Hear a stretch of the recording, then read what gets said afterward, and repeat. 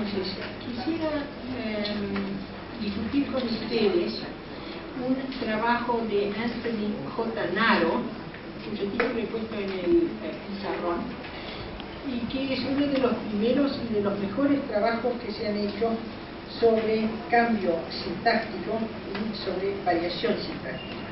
Justamente. Es un cambio que está en marcha en el portugués del Brasil y que él investiga sincrónicamente como un caso de variación. Y como dice el título, investiga, explora las dimensiones estructurales y sociales de dicha variación. Entonces, aquí nuevamente, pero más que en la primera hora, vamos a estar viendo por un lado los datos y vamos a estar haciendo reflexiones metodológicas sobre cómo Naro investiga el problema de la variación. Y surge entonces una cosa que quisiera destacar y que es muy importante, y es la definición del problema. ¿Qué problema estamos investigando? ¿Cuál es la pregunta que estamos tratando de contestar? Porque según se plantee el problema de una forma u otra, van a ser relevantes distintos datos o lo vamos a enfocar de distinta manera. Y si nos equivocamos en el planteo del problema, entonces no vamos a llegar evidentemente a la solución del mismo. Y creo que eso es lo que le ocurre a Naro. Naro tiene los datos para resolver un problema que nunca plantea. Es decir, ¿resuelve?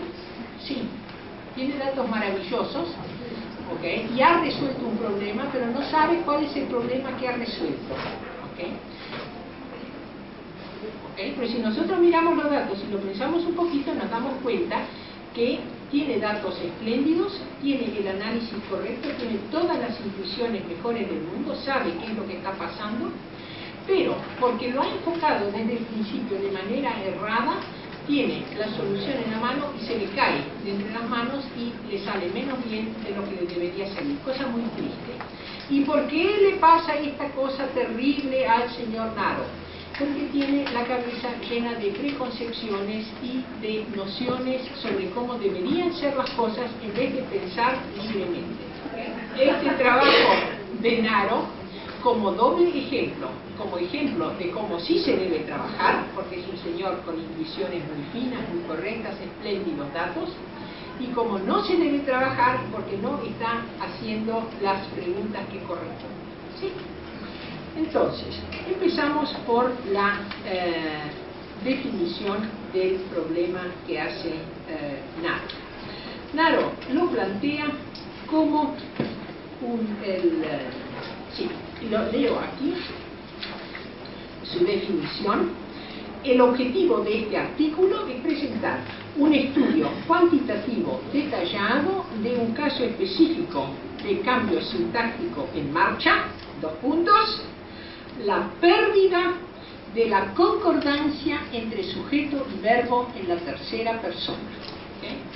La pérdida de concordancia entre sujeto y verbo en la tercera persona en el portugués brasileño moderno.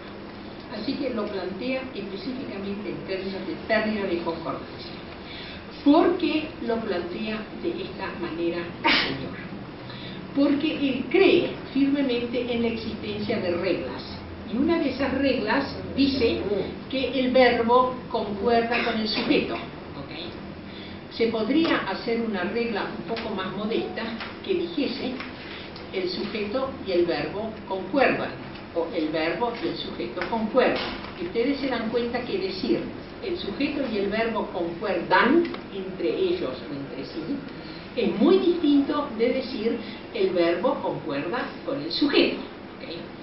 Él más adelante dice específicamente que el verbo concuerda con el sujeto. Ustedes verán que esta visión tiene consecuencias fatídicas. Pobrecito, dado que, digo pobrecito, nada de respeto, pero cada persona que digamos vive agobiada por un peso de reglas y de gramática tradicional, sobre todo en sus versiones formalizadas, ¿okay? Entonces tiene un hándicap Entonces, si vamos a formalizar este concepto de concordancia, es muy difícil formalizar el concepto de armonía y concordancia. Estas dos personas independientemente hacen lo que se les canta, y da la casualidad que se les canta lo mismo y están en armonía. Entonces es mucho más fácil decir, este es el que lleva la batuta, el sujeto, y le impone sus categorías por una regla de copia o por lo que sea al verbo. Entonces formalizar es mucho más fácil en una dirección que en la otra. Explicar lo otro es una cuestión de simple congruencia. ¿Okay? Pero entonces tenemos que suponer que el verbo corre por un lado y que el sujeto corre por el otro y que los hablantes son coherentes, entonces ya no tenemos regla. Entonces ya no hay regla de sintaxis, es simplemente juxtaposición coherente de las cosas, ¿comprenden ustedes? Como él cree en las reglas, tiene que partir de que el sujeto está imponiendo sus características al verbo y que el verbo concuerda con el sujeto. ¿Y qué es lo que ve entonces? Entonces hace falta simplemente caminar 5 minutos por las calles de Río de Janeiro, no más, y escuchar cómo habla la gente